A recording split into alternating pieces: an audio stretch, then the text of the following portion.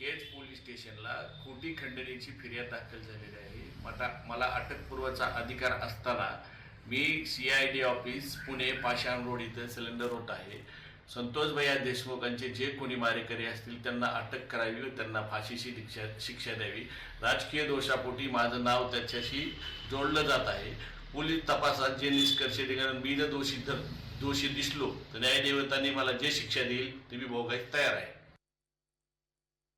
मागणी हीच आहे की लवकरात लवकर न्याय मिळाला पाहिजे. आणि जर पोलीस यंत्रणा इतकी काम करतीये तर म्हणजे त्यांना आज इतका वेळ का लागतोय? म्हणजे ते जर गुन्हेगार असतील तर मग ते स्वतः सिलेंडर होत आहेत, मग पोलीस यंत्रणा काय करते इतक्या दिवस? आणि जर आरोपी आहेत त्यांना जर वेळ लागत असेल इतका पकडण्यासाठी तर आम्ही न्यायाची अपेक्षा कधी करायची? आम्हाला न्याय कधी मिळणार? माझी एकच मागणी आहे की CDR नुसार जे आरोपी म्हणजे समजा नाव कोणाचे बी असतील किंवा कोणी असेल ज्यांनी माझ्या वडिलांची क्रूर हत्या केली आहे, ते CDR नुसार आज जे 3 आरोपी फरार आहेत त्यांना पण लवकरात लवकर अटक झाली पाहिजे. आणि CDR नुसार जे आणखी आरोपी निघतील त्यांना पण तुम्ही लवकरात लवकर अटक करा. पाहतोय आत्ताच्या घडीची ही महत्वाची बातमी समोर आलेली आहे. वाल्मिक कराडने अखेर शरणागती पत्करलेली आहे. इतक्या दिवसांपासून जो फरार होता तो वाल्मिक कराड आता स्वतःहून त्याने आत्मसमर्पण केलेलं आहे. पुण्यामध्ये वाल्मिक कराड याने पोलिसांसमोर शरणागती पत्करलेली आहे. CID ऑफिस मध्ये जाऊन त्याने शरणागती पत्करलेली आहे आणि शरणागती पत्करण्यापूर्वीचा त्याचा एक व्हिडिओ समोर आलेला आहे आणि यामध्ये त्याने जो व्हिडिओ जारी केलाय त्यामध्ये त्याने म्हटलेलं आहे की या हत्या प्रकरणाशी आपला काहीही संबंध नाही आणि जर संबंध असेल तर आपल्याला न्यायमूर्ती जी शिक्षा देतील ती भोगायला आपण तयार असल्याचं वाल्मिक कराडने या व्हिडिओच्या माध्यमातून म्हटलेलं आहे. आणि आता अखेर तो शरण आलेला आहे. त्याचा व्हिडिओ यापूर्वीचा देखील समोर आलेला आहे. तो शरणागती पत्करणार का या संदर्भात साशंकता होती, मात्र ती आता साशंकता दूर झालेली आहे. वाल्मिक कराड हा पोलिसांना शरण गेलेला आहे. सरपंच संतोष देशमुख यांच्या निर्घृण हत्येमागे वाल्मिक कराडचं नाव घेतलं जात होतं.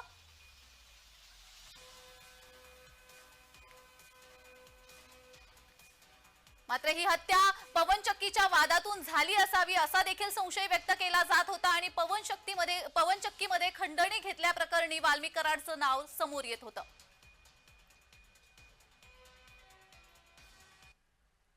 तर या संदर्भात अधिक माहिती देण्यासाठी आमचे प्रतिनिधी अविनाश परबत आपल्यासोबत जोडले गेलेले आहेत. अविनाश, खरं तर आताच्या घडीची महत्वाची बातमी आहे. वाल्मिक कराड अखेर शरणागती त्याने पत्करलेली आहे. आता सध्याची काय अपडेट आहे? नक्की वाल्मिक कराडने काही वेळापूर्वी पुण्याच्या CID कार्यालयामध्ये शरणागती पत्करली आहे. शरणागती येण्यापूर्वी वाल्मिक कराड यांनी एक व्हिडिओ देखील सोशल मीडियावर टाकला होता की या हत्येमध्ये माझा कोणत्याही प्रकारचा हात नाहीये, परंतु मी पोलिसांना सहकार्य करणार आहे. मला न्यायदेवतेवर पूर्ण विश्वास आहे, त्यामुळे मी पोलिसांना सहकार्य करणार आहे आणि त्यामुळे मी CID कार्यालयामध्ये जाऊन मी शरण जाणार आहे असा प्रकारचा व्हिडिओ सोशल मीडियावर त्याने पोस्ट केला होता. त्यानंतर काही वेळापूर्वीच पुण्यातील पाषाण रोड या ठिकाणी असलेल्या CID कार्यालयामध्ये त्याने आत्मसमर्पण केलेलं आहे. आता सध्या CID कार्यालयामध्ये त्याच्याकडून त्याची चौकशी होत आहे आणि त्यामुळे नेमकं हत्या आणि त्याचबरोबर खंडणी हे दोन मध्ये काही कनेक्शन निघतंय आहे. पोलिसांचं CID असेल किंवा क्राईम ब्रांच तपास करणार आहे. परंतु आता सध्या तरी वाल्मिक कराड याची चौकशी आतमध्ये सुरू आहे. मोठ्या प्रमाणामध्ये पोलीस बंदोबस्त CID कार्यालयाच्या बाहेर लावून जी अविनाश, तर आपण पाहतोय CID कार्यालयामध्ये वाल्मिक कराड याला नेण्यात आलेला आहे. सरेंडर होण्यापूर्वी वाल्मिक कराडचा एक व्हिडिओ त्याने जारी केला होता आणि यामध्ये त्याने सांगितलं होतं की या हत्येशी आपला काहीही संबंध नाहीये. जर असा संबंध आढळला तर आपण शरण जायला तयार आहोत, आपल्याला जी शिक्षा दिली जाईल ती भोगायला तयार आहोत असं वाल्मिक कराडने या व्हिडिओमध्ये म्हटलेलं आहे. आणि त्यानंतर त्यांनी शरणागती पत्करलेली आहे. मात्र इतक्या दिवसांपासून 9 डिसेंबरला संतोष देशमुख यांची हत्या झाली आणि या हत्येनंतर 9 डिसेंबर पासून आता जवळपास 22-23 दिवस होत गेलेले आहेत आणि आता इतक्या दिवसानंतर त्यांनी शरणागती का पत्करली हा देखील आता सवाल उपस्थित व्हायला लागतो आहे. इतके दिवस तो का फरार होता हाही एक मुद्दा समोर येतो आहे. वाल्मिक कराड पुण्यामध्ये CID ला शरण गेलेला आहे, मात्र शरणागतीच जर पत्करायची होती तर इतके दिवस का लागले हाही मुद्दा महत्वाचा मानला जातोय. वाल्मिक कराड अखेर पोलिसांना शरण गेलेला आहे. मात्र त्याने जे आत्मसमर्पण केलंय त्या समर्पणाला देखील विरोधकांकडून त्याच्यावरती टीका केली जाते. जर शरणच जायचं होतं तर इतके दिवस का लागले गेले? जर या हत्या प्रकरणामध्ये वाल्मिक कराड याचा हात नव्हता तर मग वाल्मिक कराड इतके दिवस फरार का होता? हाही मुद्दा उपस्थित केला जातोय. 9 डिसेंबरला हत्या झाली. 9 डिसेंबर पासून आतापर्यंत आज 31 डिसेंबर आहे, वर्षाचा शेवटचा दिवस, आणि 31 डिसेंबर पर्यंत वाल्मिक कराड कुठे होता? मध्ये तो उज्जैन मध्ये असल्याचा पुरावे काही समोर आले होते. 11 डिसेंबर पर्यंत 11 डिसेंबरचे फोटो त्याने पोस्ट केले होते. 13 डिसेंबरला त्याचा फोन बंद झाला होता. 13 डिसेंबर पर्यंत त्याचं लोकेशन ट्रेस करण्यात येत होता. उज्जैन मध्ये तो असल्याचं समजत होता. मग 13 डिसेंबर पासून 31 डिसेंबर पर्यंत वाल्मिक कराड कुठे होता आणि आता तो पुण्यामध्ये येऊन त्याने शरणागती पत्करलेली आहे. अनेक सवाल यामुळे उपस्थित होत आहेत. मी वाल्मिक कराड केज पोलीस स्टेशनला खोटी खंडणीची फिर्याद दाखल झालेली आहे. मला अटकपूर्वचा अधिकार असताना मी CID ऑफिस पुणे पाषाण रोड इथं सिलेंडर होत आहे. संतोष भैया देशमुखांचे जे कोणी मारेकरी असतील त्यांना अटक करावी व त्यांना फाशीची शिक्षा द्यावी. राजकीय दोषापोटी माझं नाव त्याच्याशी जोडलं जात आहे. पोलीस तपासात जे निष्कर्ष निघाले, मी जर दोषी दिसलो तर न्यायदेवतांनी मला जे शिक्षा देईल ते मी भोगायला तयार आहे. मागणी हीच आहे की लवकरात लवकर न्याय मिळाला पाहिजे. आणि जर पोलीस यंत्रणा इतकी काम करतीये तर म्हणजे त्यांना आज इतका वेळ का लागतोय? म्हणजे ते जर गुन्हेगार असतील तर मग ते स्वतः सिलेंडर होत आहेत, पण पोलीस यंत्रणा काय करते इतक्या दिवस? आणि जर आरोपी त्यांना जर वेळ लागत असेल इतका पकडण्यासाठी तर आम्ही न्यायाची अपेक्षा कधी करायची? आम्हाला न्याय कधी मिळणार? माझी एकच मागणी आहे की CDR नुसार जे आरोपी, म्हणजे समजा नाव कोणाचे बी असतील किंवा कोणी असेल ज्यांनी माझ्या वडिलांची क्रूर हत्या केली आहे, ते CDR नुसार आज जे 3 आरोपी फरार आहेत त्यांना पण लवकरात लवकर अटक झाली पाहिजे. आणि CDR नुसार जे आणखी आरोपी निघतील त्यांना पण तुम्ही लवकरात लवकर अटक करा. तर आपण पाहतोय या प्रकरणामध्ये राज्य मंत्रिमंडळातील मंत्र्यांच्या जवळचे वाल्मिक कराड यांचा सहभाग असल्याची तिथल्या गावकऱ्यांची शंका होती. आणि ज्यावेळी वाल्मिक कराड फरार झालं त्यामुळे या शंकेचं रूपांतर या मजबूत अशा ठोस पुराव्यामध्ये झालेला आहे. आणि आता वाल्मिक कराड यांनी शरणागती पत्करलेली आहे. ही शरणागती इतक्या दिवसानंतर का पत्करली हा देखील मुद्दा उपस्थित केला जातो आहे. जर त्याला शरणच यायचं होतं तर इतके दिवस का लागले? आणि ही शरणागती पत्करल्यानंतर आता पुढची जी कारवाई होणार आहे त्या कारवाईवर या शरणागतीचा काय परिणाम होणार हे देखील पाहावं लागणार आहे. विरोधकांकडून देखील ज्यावेळी हा मुद्दा उपस्थित करण्यात आलेला आहे की वाल्मिक कराड याचं राज्य मंत्रिमंडळामधील एका मंत्र्याशी जवळचं नातं आहे, त्यामुळे गावकऱ्यांना अशी शंका येते असं दानवे यांनी सुद्धा सभागृहामध्ये म्हटलं होतं. संतोष देशमुख यांच्या हत्येमध्ये सहभागी सर्व आरोपींना तात्काळ अटक करून प्रमुख संशयित जो आहे आरोपी वाल्मिक कराड याच्यावरती गुन्हा दाखल करावा अशी मागणी देखील अंबादास दानवे यांनी सभागृहामध्ये त्यावेळी हिवाळी अधिवेशनाच्या वेळी केली होती. ज्यावेळी धनंजय मुंडेंना या संदर्भात विचारण्यात आलं होतं त्यावेळी धनंजय मुंडे सुद्धा म्हणाले होते की हे जे प्रकरण आहे ते स्पीड ट्रॅक कोर्ट मध्ये चालवलं गेलं पाहिजे आणि हे हत्या प्रकरण जे आहे ते राजकारणातून नाही तर कामाच्या व्यवहारामधून झालेलं आहे. त्यामुळे अशा प्रकरणामध्ये राजकारण आणि जातपात आणून कोणीही आपली राजकीय पोळी भाजू नये हे धनंजय मुंडे यांचं विधान आहे. मात्र तरी देखील वाल्मिक कराड आणि धनंजय मुंडे यांचा संबंध असल्यामुळे धनंजय मुंडेंना या देखील या प्रकरणामध्ये ओढलं गेलं. विरोधकांकडून टीका करण्यात आली, त्यांचं मंत्रिपद काढून घेण्यात यावं किंवा मंत्रिपद देण्यापूर्वी त्यांना मंत्रिपदच देऊ नये अशी देखील विधानं विरोधकांकडून करण्यात आली होती. जितेंद्र आव्हाड यांनी देखील या संदर्भात वक्तव्य केलं होतं. विरोधकांकडून अनेक नेत्यांकरवी आमदारांकडवी अशी विधानं करण्यात आली होती. आणि आज अखेर वाल्मिक कराड यांनी शरणागती पत्करलेली आहे. मात्र इतके दिवस शरणागती पत्करण्यास का लागले हा देखील मुद्दा उपस्थित केला जातोय. विरोधकांकडे या शरणागतीवर देखील प्रश्नचिन्ह उपस्थित केला जातो आहे. नुकतीच जी माहिती मिळते त्यानुसार CIDचे अतिरिक्त महासंचालक यांच्याकडून चौकशी आता सुरू आहे. या पुढची कारवाई कशी असणार हे देखील पाहावं लागणार आहे. दरम्यान वाल्मिक कराड यांनी पोलिसांसमोर शरणागती पत्करलेली आहे, सीआयडी समोर शरणागती पत्करलेली आहे. या पुढची कारवाई कशी करण्यात येणार हे पाहणं देखील महत्त्वाचं असणार आहे. शरणागती पत्करल्यामुळे या संपूर्ण प्रकरणाला काही वेगळं वळण लागणार का हे देखील पाहावं लागणार आहे, कारण शरणागती पत्करल्यामुळे पुढच्या कारवाईमध्ये काही बदल होऊ शकतात का हे देखील पाहणं महत्त्वाचं असणार आहे. सध्या वाल्मिक कराड हा पुण्यामधील सीआयडी कार्यालयामध्ये आहे. सीआयडी समोर त्याने आत्मसमर्पण केलंय आणि त्याची आता चौकशी सुरू आहे. या चौकशी अंती काय निष्पन्न होतं हे देखील बघणं महत्त्वाचं आहे. संतोष देशमुख हत्येप्रकरणी मुख्य संशयित वाल्मिक कराड हा इतके दिवस फरार होता. तो 11 डिसेंबरला उज्जैनमध्ये होता. 11 डिसेंबरला त्याने आपले उज्जैन मधले फोटो पोस्ट केले होते. 13 डिसेंबर पर्यंत तो उज्जैनमध्ये असल्याचे पुरावे समोर येत आहेत, कारण त्याचं लोकेशन तिथे ट्रेस करण्यात आलं होतं. मात्र 13 डिसेंबर नंतर त्याचा फोन बंद झाला होता. 13 डिसेंबर पासून ते आतापर्यंत वाल्मिक कराड कुठे होता या संदर्भात काहीही माहिती मिळालेली नाहीये. सीआयडीच्या चौकशीमध्ये ही माहिती समोर येणारच आहे. मात्र इतक्या दिवसानंतर आता वाल्मिक कराड परवापासून बोललं जात होतं की वाल्मिक कराड हा पुण्यामध्येच आहे, तो कुठेही गेलेला नसून तो पुण्यामध्येच आहे असं बोललं जात होतं आणि आज अखेर त्याने पुण्यामध्येच सीआयडी समोर शरणागती पत्करलेली आहे. मात्र इतक्या दिवसामध्ये तो नेमका काय करत होता? जर त्याचा बीडमधील संतोष देशमुख हत्या प्रकरणामध्ये काहीही संबंध नाही असं तो म्हणतोय, तर मग तो फरार होण्यामागचं कारण काय आहे हे देखील पाहणं महत्त्वाचं असणार आहे. सीआयडी या संदर्भातली सगळी चौकशी करेलच, मात्र पुढच्या कारवाईनुसार या घटनेला, या संपूर्ण प्रकरणाला कसं वळण लागतंय ते देखील पाहणं महत्त्वाचं असणार आहे. पुण्यामधील सीआयडी ऑफिसमध्ये आता वाल्मिक कराड आहे, तिथे त्याची चौकशी सुरू आहे. मात्र वाल्मिक कराडने शरणागती पत्करण्यापूर्वी एक व्हिडिओ जारी केला होता आणि या व्हिडिओमध्ये त्याने असं म्हटलं होतं की जर बीडमधील संतोष देशमुख हत्या प्रकरणामध्ये माझा हात असेल असं जर पुराव्यानिशी सिद्ध झालं तर मात्र आपल्याला जी शिक्षा दिली जाईल ती भोगायला आपण तयार आहोत. मात्र या हत्येशी आपला कोणताही संबंध नाही असं वाल्मिक कराडचं म्हणणं आहे. मात्र अनेक गुन्हे वाल्मिक कराडवरती यापूर्वी देखील लागलेले आहेत आणि या हत्या प्रकरणामध्ये, खुनाच्या प्रकरणामध्ये देखील त्याचा हात असल्याचे संशय दिसून येत आहेत. पवनचक्की प्रकरणामध्ये, जो 2 कोटीच्या खंडणी प्रकरणामध्ये त्याला मुख्य आरोपी म्हटलं जातंय, त्या वाल्मिक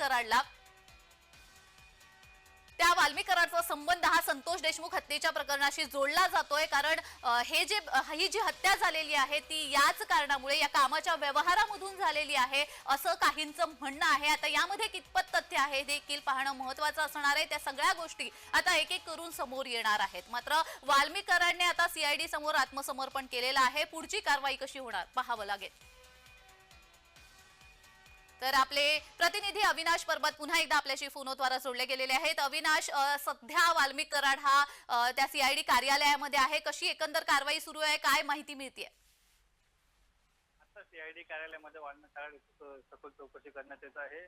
खरं तर बीडमधील देशमुख यांची हत्या झाल्यानंतर काही दिवसांनी नंतर या पवनचक्की जे प्रोजेक्ट चालू आहे त्यामध्ये फिरवती म्हणून काही लोकांचा हात आहे आणि त्यामधूनच ती हत्या झाल्याची हे समोर आले होतं. परंतु त्यानंतर वाल्मिक कराड यांचा यामध्ये सहभाग आहे असं नाव पुढे आलं होतं आणि त्यानंतर वाल्मिक कराड यांना हत्या प्रकरणी लवकरात लवकर अटक करावी यासाठी मोठ्या प्रमाणामध्ये वेगवेगळ्या विविध समाज संस्थांकडून मागणी करण्यात येत होती. परंतु नेमक्या 21 दिवसांनंतर वाल्मिक कराड यांनी आज शरणागती पत्करली आहे. पुण्याच्या सीआयडी कार्यालयामध्ये स्वतः येऊन आत्मसमर्पण केलेलं आहे. आता सध्या सीआयडी कार्यालय त्याच्याकडून चौकशी करण्यात येत आहे. नेमका हत्यामध्ये काही सहभाग वाल्मिक कराड यांचा आहे का याबाबत चौकशी करण्यात येत आहे. क्राईम ब्रँच पण चौकशी करण्याची शक्यता आहे. त्याचबरोबर मोठा आर्थिक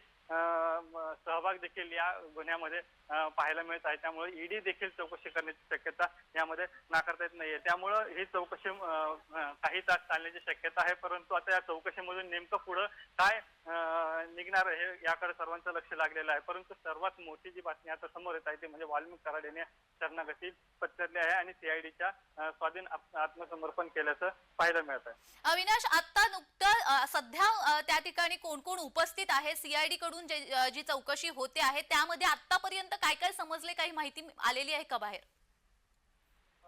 सध्या तर CID कडून चौकशी करण्यात येते अशी माहिती समोर येत आहे, परंतु पोलिसांकडून पत्रकारांना कोणत्याही प्रकारची माहिती देण्यात येत नाहीये. खरं तर सकाळी देखील आपण जय महाराष्ट्राने सकाळीच ही बातमी प्रसारित केली होती की वाल्मिक कराड हा आत्मसमर्पण करण्याची शक्यता आहे. त्याला काही वेळातच दुजोरा मिळालेला आहे आणि वाल्मिक कराड यांनी आत्मसमर्पण केलेलं आहे. परंतु पोलिसांकडून सांगण्यात येत होतं, मिसगाईड करण्यात येत होतं की आम्हाला अशा प्रकारची कोणतीही माहिती आमच्यापर्यंत आलेली नाहीये. त्यामुळे आम्ही पोलीस बंदोबस्त कमी करत आहे. पोलीस बंदोबस्त खरं तर कमी देखील करण्यात आला होता, परंतु त्याच्या काही वेळातच कराड याने आत्मसमर्पण केलं आहे. त्यामुळे जय महाराष्ट्राच्या बातमीवर शिक्कामोर्तब झाला आहे असं म्हणावं लागणार आहे.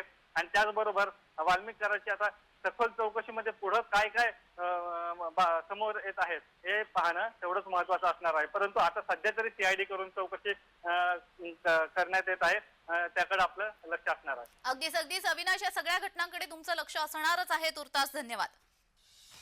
तर मसाजोगचे सरपंच संतोष देशमुख यांच्या हत्येशी वाल्मिक कराड याचा संबंध असल्याचा आरोप विरोधकांकडून सतत केला जात होता. त्याला अटक का केली जात नाही असा सवाल राज्यभरामधून उपस्थित केला जात असतानाच आता या प्रकरणामध्ये ही मोठी अपडेट समोर आलेली आहे. ती म्हणजे वाल्मिक कराड हा आता पुणे पोलिसांना आणि CIDला शरण गेलेला आहे. नुकतंच त्याला पोलिसांनी ताब्यात घेतलेला आहे, त्याची चौकशी सुरू आहे.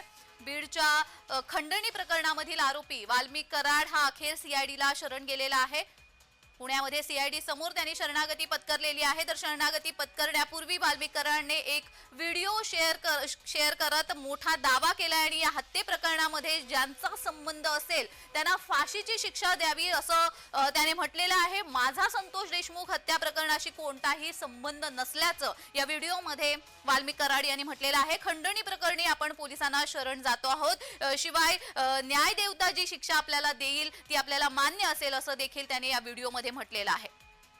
संतोष देशमुख हत्या प्रकरणामध्ये सुरुवातीपासूनच आपण पाहिलेलं आहे की वाल्मिक कराड याचं नाव जे आहे ते केंद्रस्थानी आहे. कराडवर खंडणीचे अनेक आरोप असल्याचं आपण पाहिलंय आणि देशमुख यांचे मारेकरी कराड यांच्याशी संबंधित असून त्यांच्यावरती कठोरात कठोर कारवाई करा अशी मागणी विरोधकांसह सत्ताधारी पक्षामधील देखील अनेक नेत्यांनी केलेली आहे. त्यामुळे वाल्मिक कराडला कधी अटक केली जाणार याकडे आता सर्वांचं लक्ष होतं आणि अखेर 22 दिवसानंतर कराड स्वतः पोलिसांना शरण आलेला आहे. त्यामुळे या प्रकरणाच्या चौकशीला आता वेग आल्याचं पाहायला मिळत आहे. तर दुसरीकडे आरोपी स्वतः शरण आला, त्यामुळे पोलिसांनी या प्रकरणात काय कारवाई केली असा सवाल देशमुख कुटुंबियांकडून उपस्थित केला जातोय.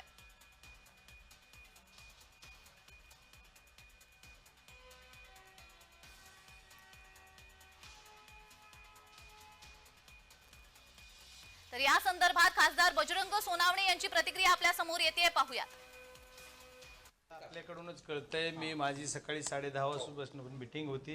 आपणच सांगताय मला जर झाले असले अटक किंवा अरेस्ट झाली किंवा ते सिलेंडर झाले तर त्यांचं ते पोलीस यंत्रणेचा भाग आहे. ते अटक झाले तर चांगलं काम झालं, पण पोलीस यंत्रणेला माझी विनंती आहे की अटक कुठल्या गुन्ह्यात झाले आणि त्यांना आता कुठल्या गुन्ह्यात कसं त्या तपासामध्ये जे काही सगळं आहे त्याच्यामध्ये त्यांना मर्डर केसमध्ये त्यांचा संबंध असेल तर त्यांना अटक झाली पाहिजे. कराडा व्हिडिओ जारी केला आहे शरण येण्यापूर्वी की माझा या गुन्ह्याशी काही संबंध नाही, खोटा गुन्हा दाखल झाला आहे खंडणीचा आणि संतोष भैया देशमुख यांचे जे मारेकरी आहेत त्यांच्यावर कठोर शिक्षा झाली पाहिजे, त्यांना फाशीची शिक्षा झाली पाहिजे अशी मागणी त्यांनी अशी केली.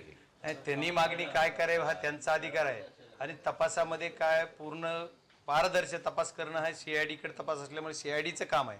पण आता आपण सर्वजण माध्यमाशी बघतोय तर ते एवढा 23-24 दिवस डिक्लेअर करायला का लागले? जर तसं होतं तर मग पहिल्या क्षणालाच करायचं ना. जे 11 तारखेला गुन्हा झाला, आज 20 दिवस झाले, 20-22 दिवस गुन्हा जो खंडणीचा होऊन त्या दिवशी त्याने डिक्लेअर करायचं ना. मग बाहेर कशाला पळले? तरी करायचंच होतं डिक्लेअर त्या दिवशी करायचं. जर केलं असेल तर मला माहित नाही. पण त्याच्यामध्ये त्यांनी एक वाक्य वापरलं की राजकीय वाल्मिक कराडला ठीक आहे अटक झाली म्हणजे तो शरण आलेला आहे. राजकीय दोष, दबाव, सरकार कुणाचं, दबाव कुणाचा, राजकीय दोष कुणाचा, सगळं उघड्या डोळ्यानं बघते. त्याच्यामुळे राजकीय दोष कुणाचा आहे? कोण राजकीय दोष देते? आता राजकारणात 3 पक्ष सरकारमध्ये येते, 3 पक्षाचे सगळे हे करले. मी थोडा एकटा बोलतोय, माझा आमदार थोडा बोलतोय. आम्ही सगळे तुमचे भारतीय जनता पार्टीचे आमदार 2 आहेत ते दोन्ही बोललेत. राष्ट्रवादीचे 3 आमदार आहेत अजितदादा गटाचे ते बोललेत. परत आज इथं आमच्या त्या मोर्चाला भारतीय जनता पार्टीचे अभिमन्यू पवार होते. परत तुमच्या आमचे अण्णासाहेब पाटील महामंडळाचे नरेंद्र पाटील ते पण होते. म्हणजे एवढे सर्व पक्षाचे लोक बोलतात ना, मग कुणी मग ह्यांच्या पक्षाचे लोकही बोलतात ना, मग ते राजकीय दोष त्यांचा आहे काय? मग त्यांचे मिळणं आहे काय? पण त्यांनी तर असं म्हटलं की खंडणीचाच खोटा गुन्हा दाखल झालेला आहे आणि दुसरा विषय असा आहे की तुम्ही सगळेजण असं म्हणताय की या खुनाशी संबंध आहे. आता ते जर नाही, आम्ही म्हणतोय नाही तपासा तुम्ही, असं आम्ही म्हणतोय की तुम्ही तपासा हे सगळं. कारण यांचे जी कॉल आहेत 6 तारखेला ह्यांनी कुणाला कॉल केले, पोलिसला का कॉल केले, ह्यांचे का कॉल झाले, हे सगळे तपासा. ह्यांच्या सर्व जी प्रॉपर्टी जी तर ह्यांनी खंडणीचे जे सगळे यांच्या प्रॉपर्टी रिटर्न्स बघा सगळं. मी बरंच बोललोय काल आणि मी आज मीडियाला प्रेस पण घ्यायची मला, त्याच्यानंतर आपण बोलणारच आहे बरंच काही.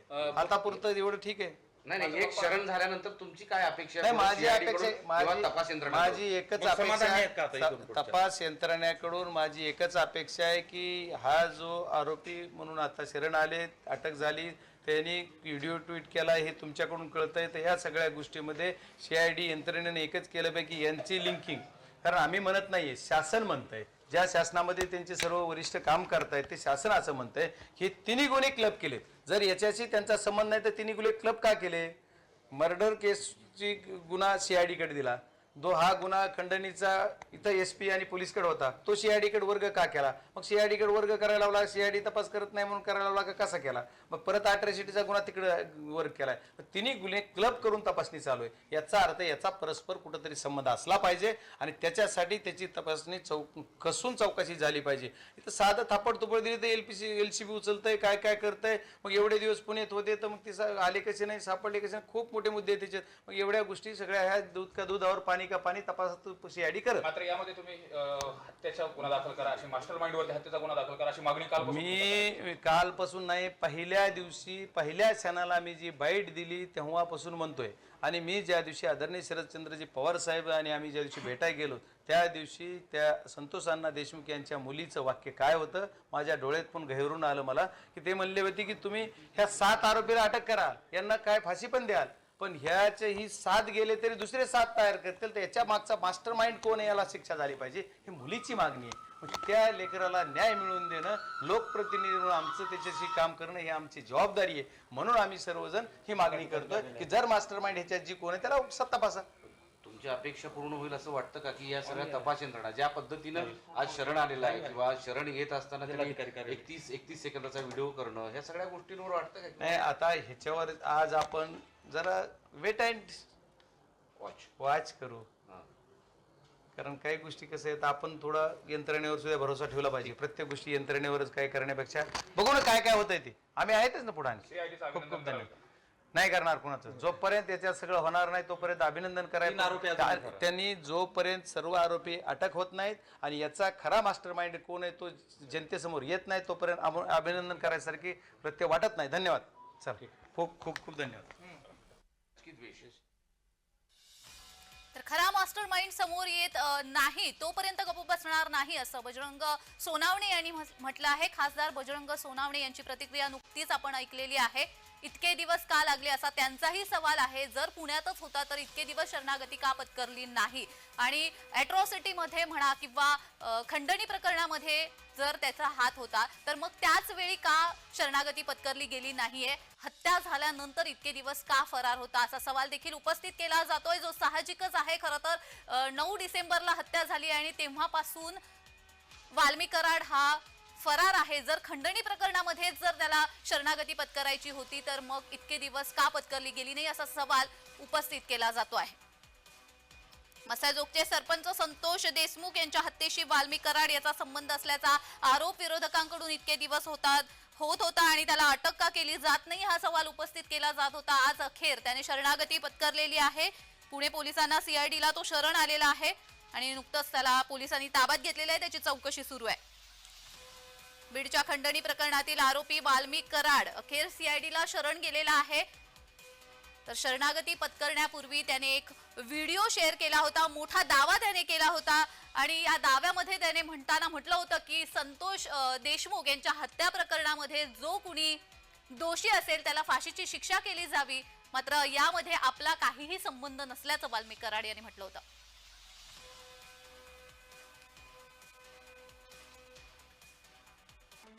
तर आपण वाल्मी कराड विषयी माहिती पाहतोय. वाल्मी कराड हा सुरुवातीला गोपीनाथ मुंडेंच्या घरी कामाला होता. त्याच वाल्मिकची धनंजय मुंडेंचे वडील पंडित मुंडे यांच्याशी जवळीक झाली. 2009 मध्ये धनंजय मुंडेंच्या विधानसभा उमेदवारीसाठी कराडने हट्ट केला होता. त्यानंतर वाल्मिक कराड धनंजय मुंडेंचा मित्र बनला. मुंडे कुटुंबामध्ये फूट पडल्यावर कराड धनंजय मुंडेंसोबत गेला. वाल्मिक कराड परळीमधून विद्यानगर शाखेमधून नगरसेवक बनला. कराड हा परळी नगरपालिकेचा प्रभारी नगराध्यक्ष होता. 15 वर्ष प्रत्येक विधानसभा निवडणुकीमध्ये कराडने धनंजय मुंडेंचा कारभार पाहिलाय. 25 वर्षात कराडवर एकूण 14 गुन्हे दाखल आहेत. कराडवर खंडणी, फसवणूक, मारामारीसह खुनाच्या प्रयत्नाचा देखील गुन्हा दाखल करण्यात आलेला आहे. कराडवर मसाजोग मधील पवन ऊर्जा कंपनीकडे 2 कोटीची खंडणी मागितल्याने गुन्हा दाखल करण्यात आलाय.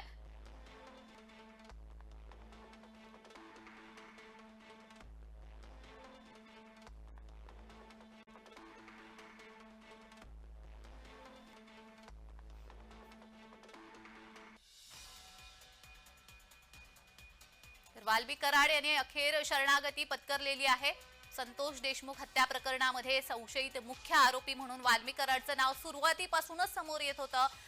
मात्र हत्या झाल्यापासून तो फरार होता आणि इतक्या दिवसानंतर आज त्यांनी शरणागती पत्करलेली आहे. ही शरणागती पत्करल्यानंतर आता पुढच्या कारवाईला काही वेगळं वळण मिळणार का हे देखील पाहणं महत्त्वाचं असणार आहे. अखेर वाल्मिक कराड हा पोलिसांना शरण गेलेला आहे. पुण्यामधील CID कार्यालयामध्ये त्याची चौकशी सुरू आहे. चौकशी अंती काय निष्पन्न होतं हे पाहणं देखील महत्त्वाचं असणार आहे. मात्र तत्पूर्वी त्याने एक व्हिडिओ जारी केला होता आणि या व्हिडिओमध्ये त्याने मोठा दावा केला होता की या हत्येशी संबंधित जो कोणी असेल त्याला फाशीची शिक्षा देण्यात यावी. मात्र आपला या हत्येशी काहीही संबंध नाहीये. खंडणी प्रकरणी आपण शरणागती पत्करतोय, मात्र हत्येशी काहीही संबंध नाहीये आणि जर या हत्येशी आपला संबंध आढळून आला तर न्यायदेवता जी शिक्षा देईल ती आपल्याला मंजूर आहे, भोगायला तयार आहे, असं वाल्मिक कराड यांनी म्हटलं होतं.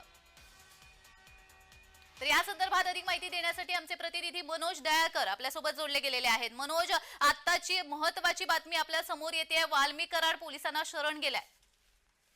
नक्कीच आपण बघितलं तर वाल्मिक कराड हे सकाळी पुणे CID या ठिकाणी पोलिसांना शरण गेलेले आहे आणि आपण बघितलं यानंतर सुरेश धस असतील, तसंच आपण बघितलं शरद पवार गटाचे आमदार क्षीरसागर असतील, हे देखील आता मुख्यमंत्री यांची भेट घेण्यासाठी सह्याद्री अतिथीगृहावरती दाखल झालेले आहेत. आपण बघितलं थोड्या वेळापूर्वी क्षीरसागर हे मुख्यमंत्री यांची भेट घेण्यासाठी दाखल झाले आणि आत्ताच काही क्षणांमध्ये आपण सुरेश धस हे मुख्यमंत्री यांची भेट घेण्यासाठी या ठिकाणी झालेले आहे. आणि जो प्रकारे जे आपण बघितलं बीडमध्ये सरपंचांच्या हत्येनंतर जे राजकारण तापलेलं आहे त्यामध्ये विरोधकांची देखील भूमिका आहे आणि विरोधक देखील आपण बघू शकतो की धनंजय मुंडे यांचा राजीनामा मागत आहेत आणि सुरेश धस यांच्याकडनं पण सातत्याने आपण बघितलं पाठपुरावा याचा केला जात आणि त्यानंतर आता आपण बघितलं सुरेश धस हे मुख्यमंत्री देवेंद्र फडणवीस यांची भेट घेण्यासाठी सह्याद्री अतिथीगृहावरती दाखल झालेले आहेत आणि त्यानंतर ते आता मुख्यमंत्री यांची भेट घेतली आणि संपूर्ण जी घटना आहे त्याबद्दल आपण बघितलं सविस्तर चर्चा हे मुख्यमंत्री यांच्यासोबत करतील आणि त्यानंतर ते आपण बघितलं प्रसार माध्यमांशी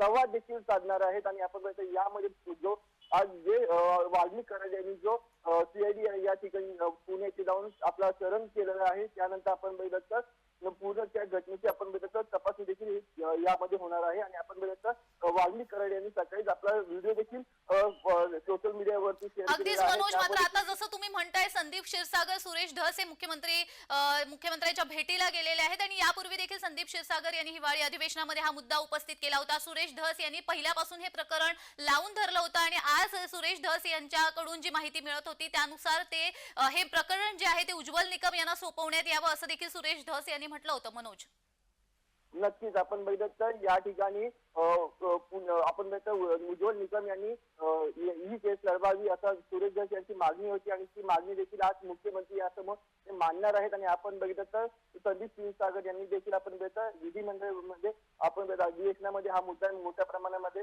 मांडला होता आणि त्यानंतर आता वाल्मिक कराड हे पोलिसांना शरण आलेले आहेत. त्यांनी पोलिसांना शरण केलेलं आहे कारण की आपण बघितलं पोलीस देखील वाल्मिक कराड यांच्या मागावरती होते, त्यांची शोध घेत होते. पण कुठे तरी आता वाल्मिक कराड यांनी सकाळी पोलिसांना शरण केलेलं आहे. त्याचा त्यांनी व्हिडिओ देखील एक व्हायरल केलेला आहे. त्यामध्ये त्यांनी बोलले गुन्हेगार असेल त्याला फाशीची शिक्षा द्या असं त्यांनी म्हटलेलं आहे आणि मी जी माहिती असेल ती मी पूर्णपणे पोलिसांना देईल असं देखील त्यांनी म्हटलेलं आणि त्यानंतर आता आपण सीआयडी ऑफिसला वाल्मिक कराड यांनी शरण दिलेलं आहे. त्यानंतर आता पोलिसांकडनं वाल्मिक कराड यांची चौकशी देखील होत आहे. पण आपण या ठिकाणी मुंबई येथे सीआयडी अतिथीवरती मुख्यमंत्री यांच्या भेटीसाठी सूरज धस देखील आलेले आणि संदीप क्षीरसागर देखील आलेले आहे आणि त्यांनी वारंवार हा मुद्दा उचललेला आहे आणि त्यानंतर आता मुख्यमंत्री यांची भेट घेऊन काय निर्णय घेता याकडे सर्वांचं लक्ष लागेल. अगदीच मनोज, विरोधकांकडूनही आणि सत्ताधाऱ्यांकडूनही हा मुद्दा उपस्थित केला गेला होता आणि संतोष देशमुख या हत्येच्या मागे जे कोणी आरोपी असतील त्यांना लवकरात लवकर शिक्षा मिळावी अशी मागणी विरोधक आणि सत्ताधारी दोन्हीकडून होत होती. आज तुम्ही म्हणताय सुरेश धस, क्षीरसागर हे मुख्यमंत्र्यांच्या भेटीला गेलेले आहेत. अजून कोण कोण नेते तिथे उपस्थित असल्याची काही माहिती मिळते का?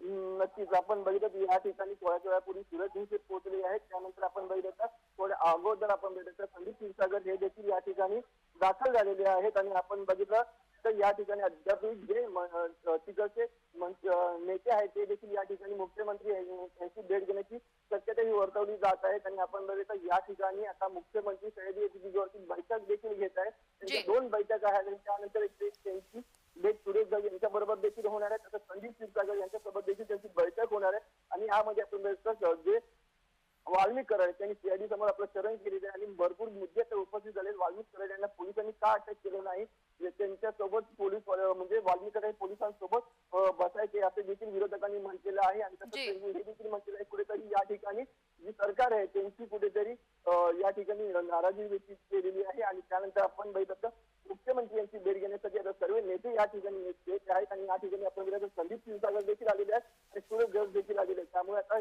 मुख्यमंत्री काय निर्णय घेतात हे देखील पाहणं गरजेचं आहे. जी मनोज, या बैठकीकडे तुम्ही लक्ष ठेवून राहा. तुर्तास धन्यवाद. पण एक गोष्ट मला माहिती, सरकारने कोणाचाही मुलाहिजा केला नाही पाहिजे. जो आरोपी आहे की ज्यांनी क्रूर हत्या घडून आणली त्यालाही सोडलं नाही पाहिजे. त्याच्या पाठीशी जो नेता आहे त्यालाही सोडलं नाही पाहिजे. कमल वाटण याला अटक केलं, त्याला अटक केलं, आता झाला गेला विषय. आणखीन ते 2-3 फरार आहेत मुख्य आरोपी, त्याच्यात आणखीन लय मोठे जणून एकमेकाला साथ देणारे. यांना ह्या 10-20 जणाला साथ देणारा कोण? मग तो साधा माणूस असो, मंत्री असो, आमदार असो, खासदार असो, तो सुद्धा शोधायचा. यांना इतक्या जणाला पाठबळ देणारा कोण? त्यांचे फोन झालेले आहेत, त्यांना मध्ये टाकलं पाहिजे, त्याला सुद्धा घेतलं पाहिजे. आरोपीला तात्काळ अटक करावी यासाठी सरपंच संघटनेची मागणी आहे. 3 दिवस ग्रामपंचायती बंद ठेवण्यात आली. रास्त मागणी आहे. तुम्हाला अटक करायला जर ग्रामपंचायती बंद ठेवायची वेळ आली, काय सरकार आहे का काय? तुम्हाला न्यायच नाही द्यायचं ठरवलंय का? हे चुकीचा गैरसमज आहे तुमचा सरकार म्हणून, की आमच्याकडे आमके मंत्री आहेत, आमच्या सरकारमध्ये आहेत म्हणून आम्हाला ते करता येत नाही. तुमचा भाऊ असतात, तुमच्या बहिणीच्या नवऱ्यावरती असं घडलं असतं तर मग तुम्हाला किती वाईट वाटलं असतं. त्यामुळं या लेकराला या राज्याचा मुलगा सरकारनं समजावा आणि आरोपीला पाठीशी घालू नये. आणि एकदा जर समाजाला वाटलं सरकार दिशाभूल करतंय, गोड गोड बोलतंय आणि दिखोपणा करायला लागले, त्या दिवशी हे राज्य तुम्हाला बंद पडलेलं दिसेल. हो, हे राज्य त्या दिवशी बंद पडलेलं दिसेल पूर्ण. सुट्टी नाही. कारण तुम्ही काय गुंडगिरी करणारा पोसायला लागले काय? तुम्ही फरार आरोपीला पोसायला लागले काय? पळून जाण्यासाठी काय मदत करायला लागले की काय? या राज्यातल्या आणि राज्याच्या बाहेरच्या सगळ्या यंत्रणेला गृह मंत्रालयाने सांगितलं पाहिजे की यांच्या मुसक्या आवळ्यासाठी ज्याने लपून ठेवलं ना रे, त्या आरोपींना कोणी मदत केली ह्याचे सुद्धा CDR काढून, त्यांचे कॉल रेकॉर्ड काढून त्यांना सुद्धा सहआरोपी करून 302 मध्ये घेतलं पाहिजे.